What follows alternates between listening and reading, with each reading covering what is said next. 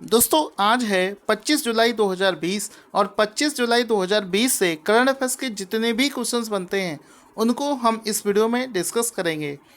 यहाँ पर दोस्तों आपको बताना चाहूँगा, मार्स मिशन को लेकर काफ़ी ज़्यादा न्यूज़ चल रही है। मंगल मिशन हाल ही में हमने अभी डिस्कस किया था कि हाल ही में यूएई ने अपना होप नाम से HOPE होप नाम से एक मार्स मिशन लॉन्च किया है, जो कि उनका पहला मार्स मिशन है। इसी को लेकर एक और देश है जिसने अपना पहला मार्स मिशन लॉन्च कर दिया है, जिसका नाम है तियानवेन-1। इस नाम से इसने लॉन्च किया है। अब इसको लेकर क्वेश्चन क्या बन सकता है वो समझते हैं। क्वेश्चन इसमें बनेगा कि हाल ही में किस देश ने अपना पहला मंगल मिशन जिसका नाम है तियानवेन-1 लॉन्च कर दिया है। तो इसका आंसर हो जाएगा ऑप्शन नंबर सी, चाइना।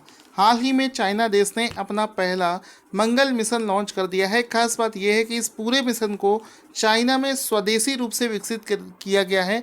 मतलब इसमें चाइना ने पूरा एफर्ट लगाया है, किसी भी दूसरे देश की मदद उसने इसमें नहीं ली है।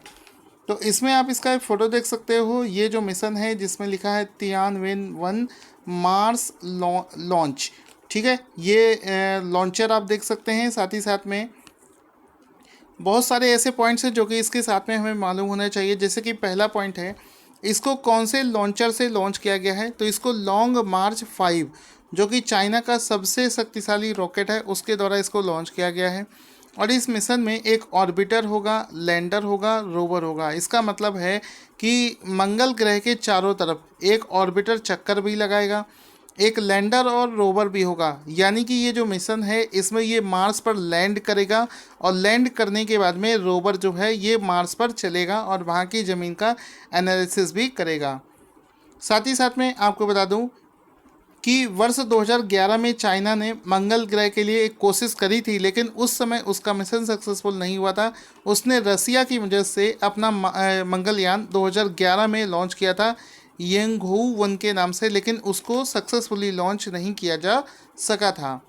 साथ ही साथ में अगर हम लोग 2020 की बात करी जाए तो 2020 में अभी मंगल ग्रह को लेकर कौन कौन से मिशन हो चुके हैं या होने वाले हैं। सबसे एक तो ये यूएई का मिशन था होप नाम से, जिसको हम लोग अभी डिस्कस कर चुके हैं। चाइना ने लॉन्च कर दिया है तियानवेन-1 नाम से। और यहाँ पर अमेरिका भी परसरवेंस नाम से अपना एक मिशन लॉन्च करने वाला है। लगभग 30 जुलाई के आसपास में उसका ये मिशन भी लॉन्च कर दिया जाएगा। अगर बात करी जाए कि मार्स के मामले में भारत कौन से स्थान पर आता है, तो देखो भारत भी इसमें पीछे नहीं है। भारत ने अपने पहले ही स्टेप में अपना जो मिशन है वो सक्सेसफुली कर लिया था। भारत के मंगल मिशन का नाम था मॉम, यानी कि मार्स ऑर्बिटर मिशन के नाम से जाना जाता है, जिसको लॉन्च किया गया था 5 नवंबर सन 2013 में। तो एक क्वेश्चन के अंदर में इतनी कंप्लीट इन्फॉर्मेशन के बाद में ही आपका पूरा क्वेश्चन समाप्त होता है। आप लोगों से रिक्वेस्ट है, आज के इस वीडियो को सभी लोग लाइक और शेयर करेंगे। लाइक और शेयर करने से आपको एक भी पैसा नहीं देना पड़ेगा। जितने अच्छे से ये कंटेंट मैं बना रहा हूँ उतने अच्छे से आप लोग भी इसको लाइक करेंगे। इसके बाद में क्वेश्चन है, एक इंस्टीट्यूट है जिसका नाम है MFIN, जिसका फुल फॉर्म है micro finance institute of network. उसके नए CEO कौन बनाए गए हैं। तो आंसर हो जाएगा हाल ही में आलोक मिश्रा को MFIN का नया CEO बनाया गया है। तो ऑप्शन नंबर ए यहाँ पर सही हो जाएगा। इसका एक फ़ोटो भी आप यहाँ पर देख सकते हैं, जिसको इसमें लिखा है आलोक मिश्रा होंगे MFIN के नए CEO और निदेशक।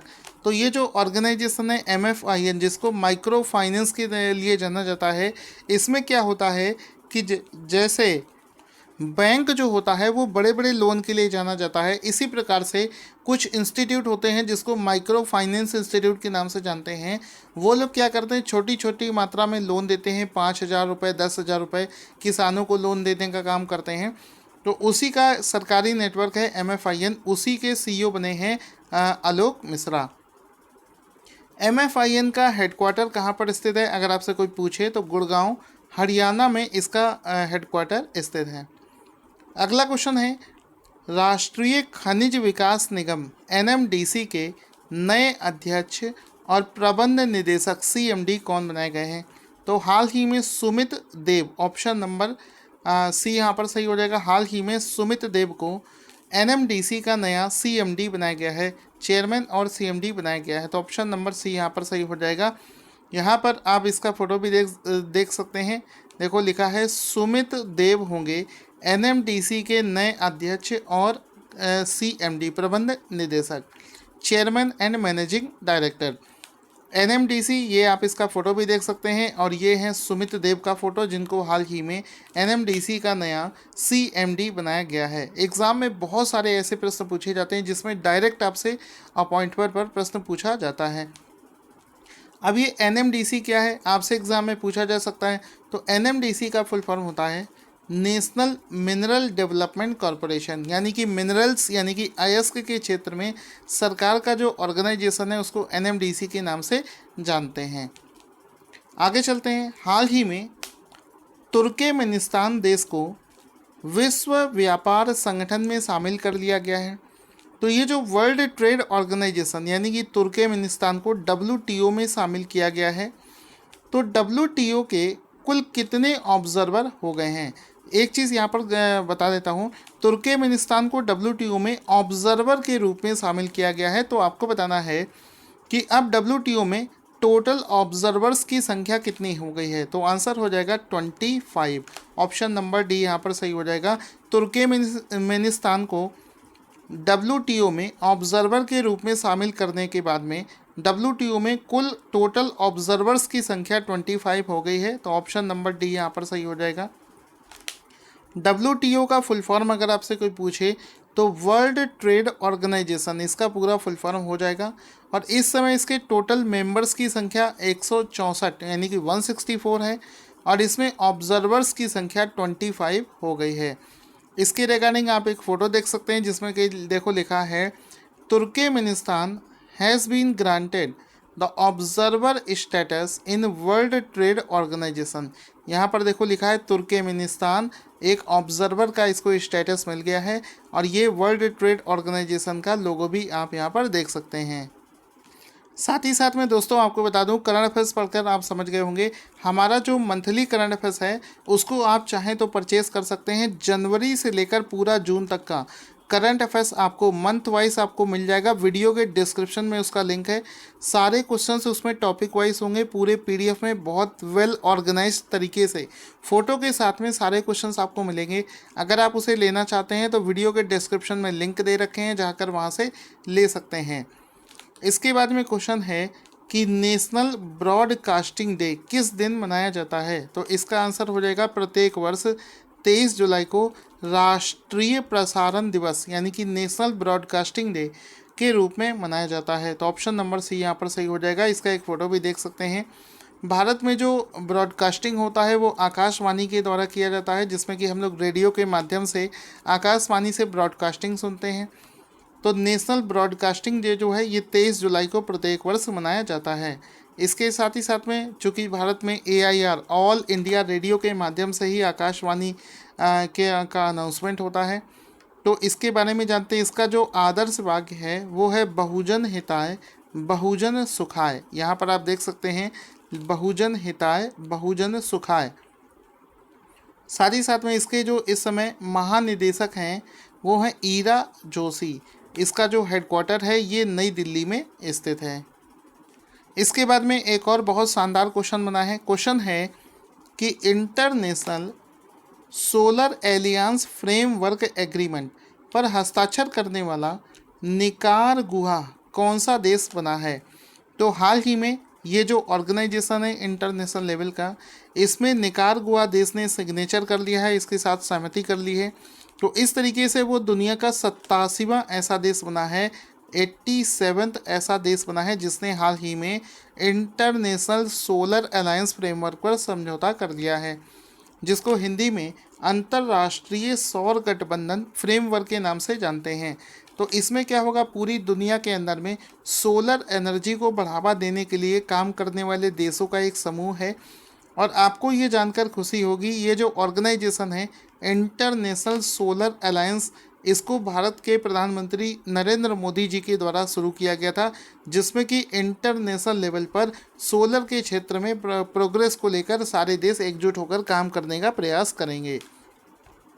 तो ये जो इंटरनेशनल सोलर अलायंस है, इसमें देखो लिखा है International Solar Alliance framework, Nicaragua 87वां सदस्य इसका बन चुका है, यानी कि 87 देश इसमें समझौते पर साइन कर चुके हैं।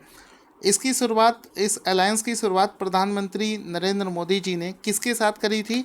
इसको मोदी जी ने शुरू किया था, लेकिन किसी एक व्यक्ति के साथ में मिलकर शुरू किया था, जिनका नाम है फ्रांस के पूर्व राष्ट्रपति, जिनका नाम है फ्रांकोइस होलैंडे। उनके साथ में मिलकर 30 नवंबर 2015 को इसको लॉन्च किया गया था। तो कई बार एग्ज़ाम में ये भी पूछा जाता है कि बताओ इसको कब लॉन्च किया गया था, तो आंसर हो जाएगा 30 नवंबर 2015 को इसको लॉन्च किया गया था। साथ ही साथ में इसको किसने किसने मिलकर शुरू किया था? तो प्रधानमंत्री नरेंद्र मोदी जी ने इसको फ्रांस के पूर्व प्रेसिडेंट फ्रांकोइस के साथ में इसको मिलकर शुरू किया था। अगर इस ऑर्गेनाइजेशन के डायरेक्टर जनरल की बात करी जाए तो उपेंद्र त्रिपाठी इस समय इसके डायरेक्टर जनरल हैं, और इसका हेडक्वार्टर जाहिर सी बात है इंडिया में होगा, क्योंकि इसको भारत के प्रधानमंत्री ने शुरू किया है। तो गुरुग्राम हरियाणा में इसका हेडक्वार्टर स्थित है। आगे चलते हैं। किसी भी क्वेश्चन में सारी चीज़ें जब आपको पता होती हैं तो किसी भी गारंटी से आपका क्वेश्चन एग्जाम में बाहर नहीं जा सकता। तो अगले क्वेश्चन की तरफ चलते हैं। अगला क्वेश्चन दोस्तों यहाँ पर बनेगा कि हाल ही में चर्चा में चल रहे काकरापारा परमाणु ऊर्जा संयंत्र भारत के किस राज्य में स्थित है? तो इस समय बहुत ज़्यादा चर्चा में चल रहा है। इसका राइट आंसर हो जाएगा ये गुजरात राज्य में स्थित है। आपको बता दूं कि हाल ही में प्रधानमंत्री मोदी जी ने इस बारे में ट्वीट भी किया था। चर्चा में किस वजह से चल रहा है? चर्चा में इस वजह से चल रहा है कि ये जो काकरापारा परमाणु ऊर्जा संयंत्र है, इस पर अभी हाल ही में एक यूनिट 3 बनाई गई है, और ये जो यूनिट 3 है ये काम करने के लिए बिल्कुल रेडी हो चुकी है। अब इसको पूरी तरीके से चालू किया जा सकता है। इसी के चलते प्रधानमंत्री मोदी जी ने एक ट्वीट किया है और इस यूनिट को बनाने के पीछे लगे हुए साइंटिस्ट को बधाई देते हुए भारत के लिए गर्व की बात बताई है।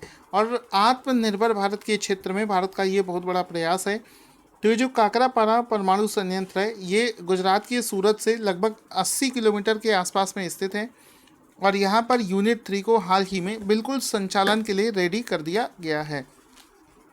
साथ ही साथ में अगर इसका कोई रेटिंग पूछे तो आप बता सकते हैं ये 700 मेगावाट की भारत की पहली स्वदेशी रूप से विकसित करी गई यूनिट है। इसको घरेलू डिज़ाइन पर विकसित किया गया है, और साथ ही साथ में इसको अगर पूछे किसने बनाया है तो इसको NPCIL के द्वारा बनाया गया है, यानी कि इसका फुल फॉर्म आप देख लेंगे, nuclear power corporation of India के द्वारा इसको विकसित किया गया है। दोस्तों अगला क्वेश्चन बना है एक इंडेक्स के ऊपर। क्वेश्चन है कि न्यूक्लियर सिक्योरिटी इंडेक्स 2020 के अनुसार परमाणु सामग्री संभालने में पहले स्थान पर कौन सा देश आया है? तो आंसर हो जाएगा ऑस्ट्रेलिया।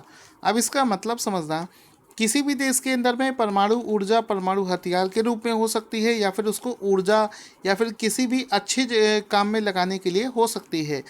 लेकिन कई बार आपने हादसे भी सुने होंगे, जैसे कि एक परमाणु ऊर्जा संयंत्र है, इसमें हादसे भी हो सकते हैं। तो इसको लेकर कोई भी देश क्या क्या व्यवस्थाएं करता है कि कभी भी फ्यूचर में परमाणु ऊर्जा से संबंधित हादसे ना हो, तो इसको लेकर एक इंडेक्स जारी किया गया है। और उस मामले में ये पता चला है कि पूरी दुनिया में सबसे अच्छी तरीके से जो मैनेजमेंट है वो ऑस्ट्रेलिया देश का है। तो ऑप्शन नंबर डी यहाँ पर सही हो जाएगा कि इस इंडेक्स में ऑस्ट्रेलिया पहले स्थान पर आता है। ऑस्ट्रेलिया का स्कोर आप देख सकते हैं, इसने 93 स्कोर किया है, रैंक इसका 1 है, और यहाँ पर 100 और कई पैरामीटर्स पर इसको जज किया गया है, जिसके बाद में ऑस्ट्रेलिया पहले स्थान पर आया है। अब अगर आप रेलवे और SSC का एग्ज़ाम दे रहे हैं तो उसमें एक चीज़ और पूछ लेता है कि ये जो न्यूक्लियर सिक्योरिटी इंडेक्स है इसको किसके द्वारा जारी किया गया है? तो आंसर हो जाएगा एक इंटरनेशनल ऑर्गेनाइजेशन है NTI के नाम से, न्यूक्लियर थ्रेट इनिशिएटिव। इस ऑर्गेनाइजेशन ने ही इस इंडेक्स को जारी किया है। तो option number A will be the right answer कि हाल ही में NTI न्यूक्लियर सिक्योरिटी इंडेक्स के द्वारा इसको जारी किया गया है। साथ ही साथ में आपको बता दूं ये जो ऑर्गेनाइजेशन है ये वॉशिंगटन में अमेरिका में स्थित है। अब इसी में क्वेश्चन बनेगा कि न्यूक्लियर सिक्योरिटी इंडेक्स 2020 के अनुसार किस देश की परमाणु सामग्री संभालने की व्यवस्था जो है ये सबसे ज़्यादा खराब है? तो आंसर हो जाएगा नॉर्थ कोरिया। तो नॉर्थ कोरिया को इस लिस्ट में सबसे नीचे रखा गया है, यानी कि वहाँ की व्यवस्था इस मामले में सबसे ज़्यादा खराब है। तो ऑप्शन नंबर डी यहाँ पर बिल्कुल सही हो जाएगा। साथ ही साथ में इसमें एक लिस्ट ये भी बनाई गई है कि किस देश ने बहुत अच्छा प्रयास किया है। तो सबसे अच्छे जो सुधार देखे गए हैं वो पाकिस्तान में देखे गए हैं, उसने बहुत अच्छा इस बीच में सुधार भी किया है। तो दोस्तों आई होप आपको आज का वीडियो अच्छा लगा होगा। अब शुरू करते हैं आज के करंट अफेयर्स का रिवीजन। उससे पहले दोस्तों अगर आपको हमारा कंटेंट अच्छा लगता हो, जितने प्यार से हम इस वीडियो को बनाते हैं, आप लोग भी इस वीडियो को लाइक करें, शेयर करें। दूसरे के भरोसे मत रहें, आप खुद से इसको लाइक और शेयर करें। अब मैं आपसे एक क्वेश्चन पूछता जाऊंगा जिसका आंसर आप लोग देते चलेंगे। पहला क्वेश्चन स्क्रीन पर है, उसको पढ़ें और उसका आंसर बताएं। तो इसका देखो राइट आंसर क्या हो जाएगा। इसका राइट आंसर हो जाएगा चीन। चाइना ने हाल ही में मार्स मिशन को लॉन्च किया है। इसके बाद में है MFIN के नए CEO कौन बनाए गए हैं? तो आलोक मिश्रा इसका राइट आंसर हो जाएगा। इसके बाद में है NMDC के नए अध्यक्ष और CMD chairman and managing director कौन बनाए गए हैं? तो सुमित देव इसका राइट आंसर हो जाएगा। तुर्कमेनिस्तान ने हाल ही में ऑब्जर्वर का स्टेटस पाया है WTO में। अब कितने ऑब्जर्वर देश हो गए हैं? तो यहाँ पर 25 इसका राइट आंसर हो जाएगा। नेशनल ब्रॉडकास्टिंग डे किस दिन मनाया जाता है? 23 जुलाई को मनाया जाता है। निकारागुआ कौन सा देश बना है इंटरनेशनल सोलर अलायंस फ्रेमवर्क में हस्ताक्षर करने वाला? तो आंसर 87 इसका राइट आंसर हो जाएगा। आई होप आपको वीडियो अच्छा लगा है। वीडियो अच्छा लगा हो तो इसको लाइक और शेयर करना ना भूलें।